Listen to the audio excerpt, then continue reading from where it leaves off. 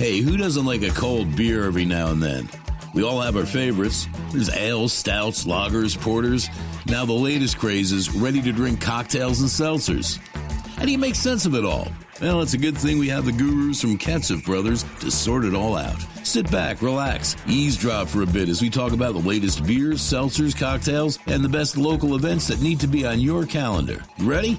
Let's get to it. All right, we are on the Zoom call, and it's not because the weather isn't nice, because it is absolutely beautiful, but it was just that schedules didn't work, and I guess that's one of the good things of COVID. But we are here with Cassie, Lauren, and Bill from Ketchup Brothers. How are you guys doing? Good, thanks, John. Hey, John.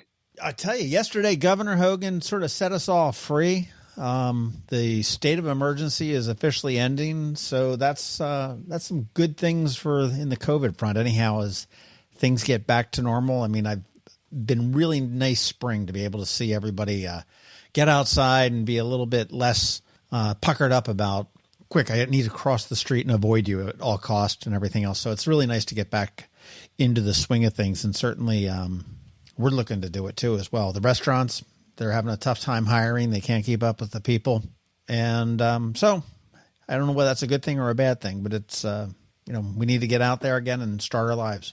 Well, I think it's probably a little bit of both, That's true. It's exciting to be able to go back, though, into the on-premise and, walk in. It's crazy to just go and walk into a bar now. I feel strange, right? You feel strange, walking into a bar and going and sitting on a patio or sitting inside and, not having a mask on. It's crazy to think it's been this long, but. Well, I've gone to the Dark Horse a couple of times, and they used to have the big masking tape X's on the bar top, so you couldn't sit next to somebody, and now you can. So it's kind of cool. I got to be honest, being introverted, I kind of miss it because I don't like people in general. So for me, it was awesome, because I just stay away from them. Well, people don't like you in general too, so that works out. It's a very symbiotic relationship. Yeah. Well, I'll tell you, it's going to be a little bit difficult for the Annapolis restaurants, I think, because County Executive Pittman turned around and extended the outdoor dining through, I think, November 1st or 3rd or something like that. But the city tied their things, the outdoor dining and the recovery zones, to the governor's order. So their recovery zones are all going down at the end of July. So the restaurants that are serving out in the parking lots and in the not the parking lots, but in the streets and on the sidewalks, we'll have to bring inside. I mean, they are full capacity, but that was a really nice little boon to able to let the bars and the restaurants try to make up a little bit of what they lost last year. So yeah, especially a good time with cicada season, Yeah, absolutely. Well, and as things are getting back to normal, you got the Thursday night concert series at the Annapolis Maritime Museum. They're kicking up again. Actually, it's kicking up tomorrow. We're recording this on the 16th, I think it is. And that they're kicking up tomorrow. So that's what Sweet Lita's going to be playing. And that's every Thursday night at the Annapolis Maritime Museum in Eastport. And that's always a lot of fun. Lots of Blue Point to go around. So there'll be Blue Point Toasted Lager and Summer available, as well as your Bud Light, John. You are well, you've got to always have my Bud Light, but you guys are the official beverage sponsor of the Annapolis Maritime Museum, right? Maybe not officially, but really kind of are. We've been partners for a number of years, so we're always excited when their events happen. So we're specifically excited for this one. It's been a while, and tomorrow should be beautiful. It really should. How many years has it been, Cassie, that Blue Point's been sponsoring this? It's been a bit, right? We've been with the museum for longer than I've been here, so I want to say 7 or 8 years for Blue Point. Yeah, which is awesome. It's such a good. They do such a great job with those concerts, and the venue is awesome, and it's exciting to have those back. You can't really beat that, though. You're sitting there right along the shores of Back Creek. It's just a chill night. You bring your chair, you bring your blanket. It doesn't cost anything, but they do ask for a donation of like $20 to get in. There's usually a food truck or two hanging by, lots of beer, and the neighborhood is just really great. It's a really cool little vibe there. So if you don't have anything to do on any Thursday night this summer, head on over to the Eastport campus of the Annapolis Maritime Museum. And then they probably will be doing, I haven't heard the official announcement, but they do the Sunset Summer Series in the fall over at the other campus, which is off of Edgewood Road. Both of those are just a really great time there. Maryland Hall's coming out with some big things too. I just saw that yesterday. They've got Front Stairs Concert Series. So they're kicking off their Front Stairs concerts. with various acts, and I believe some of those being Ram's Head, right? Well, actually, I think now with the releasing the thing, these are going to go inside, and this is Tower of Power, Marshall Tucker Band. Marshall Tucker. Yeah. These, I believe, are going to be inside, and I know that Maryland Hall's been trying to get things back inside, so that's going to be really exciting. I'm glad to see that Ram's Head was bringing some of those, and then Annapolis is pulling all the stops out, and I've got to hand it to the mayor, but he sort of thought that the 4th of July would be this big coming back from COVID, and with Governor Hogan lifting the state of emergency on the 1st and everything else, he really timed that really well, but that's going to be a big 3-day weekend celebration. Starts on Friday, and they've got tall ships coming in from Baltimore. They've got dinner under the stars. They've got concerts all over town, little tiny pop-up concerts. Maryland Hall has a whole bunch of stuff going on there as well. And I know they've got a parade on Saturday at 10:30 a.m. Again, more concerts and history and everything all around town. They've got salsa at City Dock, and that would be the dancing, not the food. On Saturday, dinner under the stars again on Saturday, and then on Sunday night, it's the big fireworks with a lot of entertainment down on City Dock starting at 6:30 with a jazz trio, and then the Navy Band will be playing before the fireworks. So that's really a lot of fun for the 4th of July, and it'll be great to get everybody out there and hopping around and everything else as well. And then we've got a festival, a True-On festival coming on a couple weeks later with the Let's Go Fest in the fairgrounds on July 16th and 17th, right? Yeah, so I was just going to go back to the 4th of July weekend. All those activities outdoors pairs really well with beverages and beer. Of course, Budweiser came out with their patriotic packs, which supports Folds of Honor. So definitely get out there and support the Bud. We need to talk about Folds of Honor again. We need to talk. We need to get Rocky on again and talk about him. He's a fascinating guy. Yeah, and I would say for the craft side of things too. I mean, Victory, which is the name right there alone. But you have the Liberty Bell Ringer. I mean, that's a great one for the 4th, and that's a double IPA that's out now. So there's, they celebrate that every year. Now it's available in 4, 6, 12 cans, which they played with the configuration throughout the years, but it's I think it'll do well this year. Are you guys bringing beer to the Let's Go Fest? We are. It will be led by Bud Light and Bud Light Seltzer. We're gonna add in a little mango cart draft from Golden Road, as well as Goose IPA. So kind of touching every palate there. We'll have package and draft, but it should be a great weekend. I believe John's expecting about 10,000 people. 90s band. So it's taking me back to my high school years. Maybe not high school, maybe more like middle school, but super excited for that weekend. It should be gorgeous. Yeah, we're going to come out hard. It is. That's July 16th and 17th up at the fairgrounds, and it's called the Let's Go Fest, and it's headlined by Sugar Ray, Smash Mouth, and the Gin Blossoms. And, of course, we got a bunch of local favorites as well, Dublin 5, Dan Haas, Jawworks, Misspent Youth, and there's a DJ that's going to be playing the whole time around. So it's it'll be a good festival at the fairgrounds, July 16th to the 17th. And it's kind of cool to see the festivals coming back. I mean, I don't see anybody taking this huge, deep plunge and okay, we're going to do this mega fest. So they're trying to figure it out and see what they need to do to make sure people, obviously they're keeping them safe, but they want to make sure that the people are comfortable with wherever they are. I know the Wing Fest was there, and then they've got, I think they had a hip hop fest a little bit before the Wing Fest, and then this Let's Go Fest. So it's good to see them coming back. We're going to miss a couple this year. I know the Kegs and Corks is not happening this year, but they are planning already for 2022. It's good to see these festivals come back, and I keep saying hopefully back to normal. So it is a good thing, and there's been lots of new products coming our way too. So new festivals. Cassie, I'm tired of talking about this. We got to get back to where you guys give me stuff.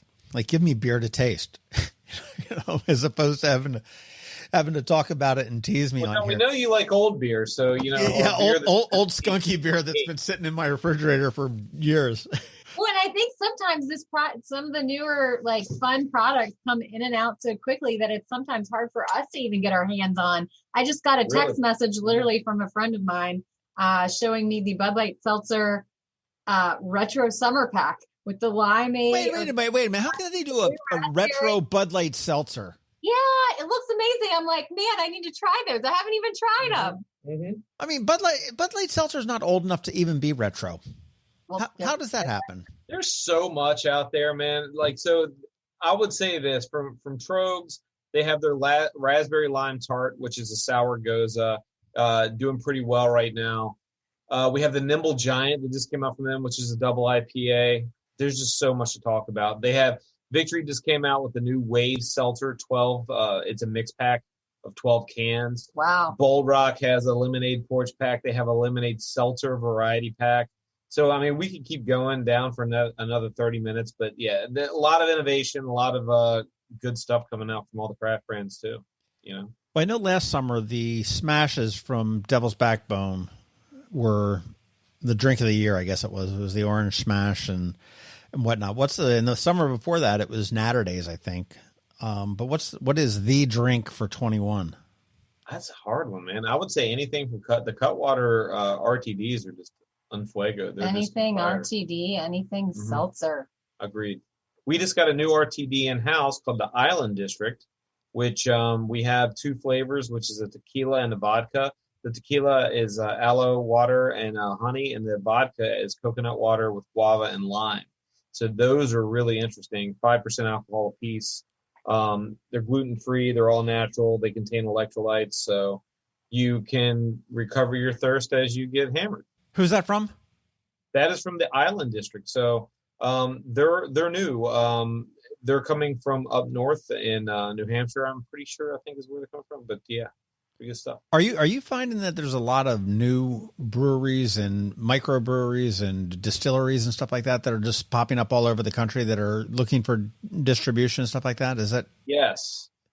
Actually, funny that you mentioned that, because every day it's like I see 2 or 3 emails about distribution and stuff like that. So I think at a certain point, it's it'll be interesting to see the growth going forward now that we're out of COVID. I'd be curious to see whether it's how sustainable it is. I mean, I think it's so cool that you've got like these little microbreweries and whatnot that are working pretty much all. Well, you look in Maryland. I mean, you got Forward Brewing in Eastport. You've got some of the distilleries out there on Kent Island and whatnot. And they're great for the local community and stuff. But I don't know, in the long run, what the viability is. It'll be interesting to see whether that's, you get a bar and that's like your bar. That's your pub. I go there.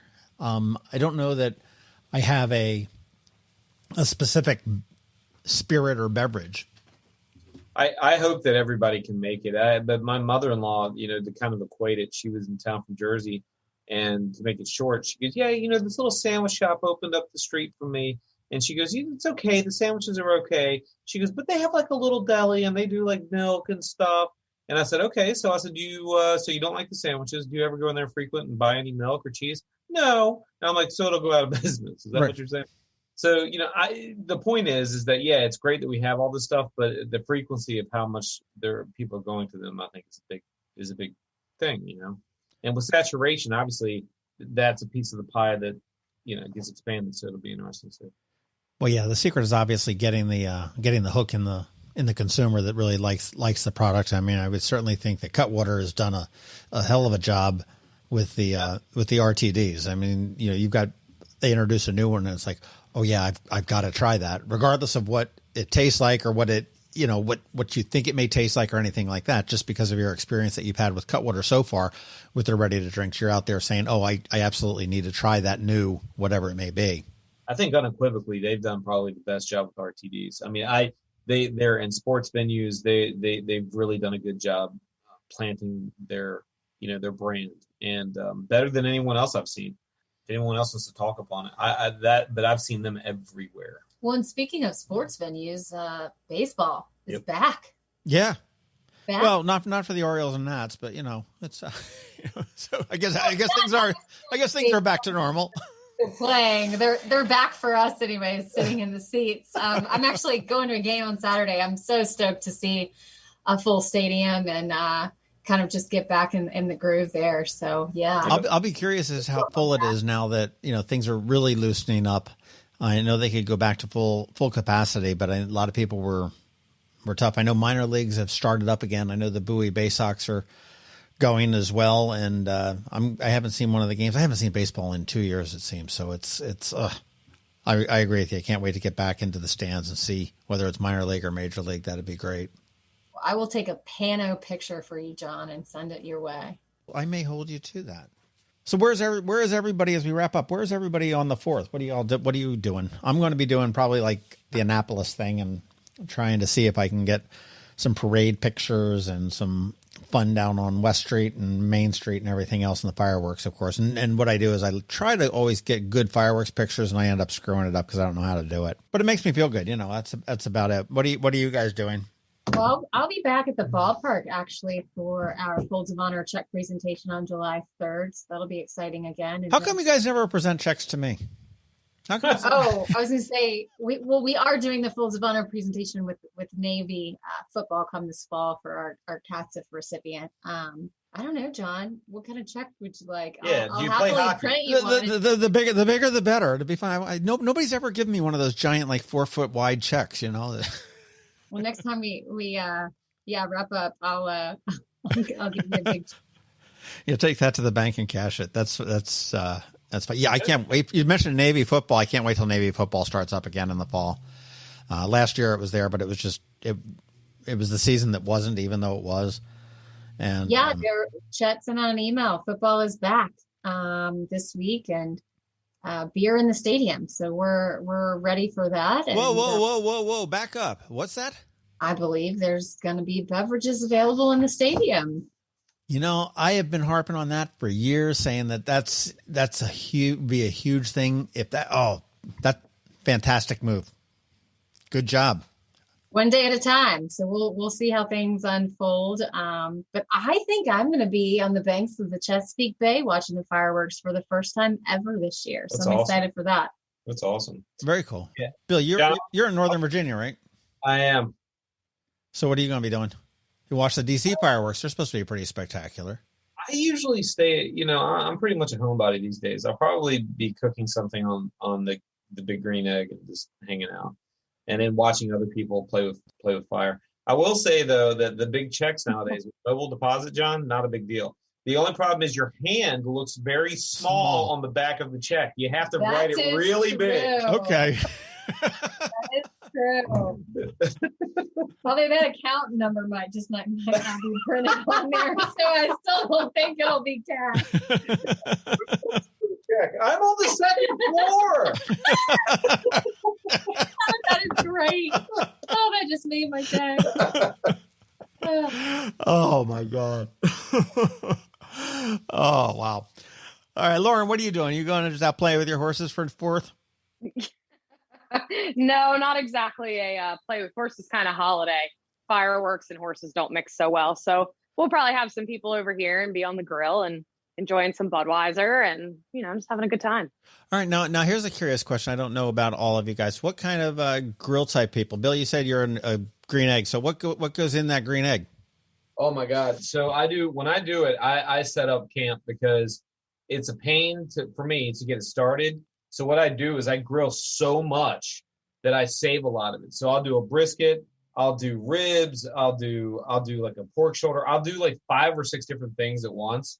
I'll let everything cool down, and then when everything's done, then I vacuum seal it and put it in the fridge and go from there. So I'll eat some then and then eat some later. So you're doing like major meats on the grill. Oh yeah. I mean, I'm kind of like a hot dog hamburger kind of a guy with on special occasions I'll throw a fillet on, but not too much more than that. Oh no, I go crazy. I got the hickory wood. I do it all. I mean, it's Rob just got a pit boss, so he does pellets now, and I have to say, good stuff. The Southler's Meat Locker meats on that pit boss. Good stuff. There's a friend of mine that just got, and I don't know the name. It's fairly a vogue grill that's also pellets. Can you see this pig? Yeah. Is it a Traeger? It's just Traeger. Yes, Traeger. Yeah. And he loves it. I mean, he's smoking absolutely everything. And it's just fantastic.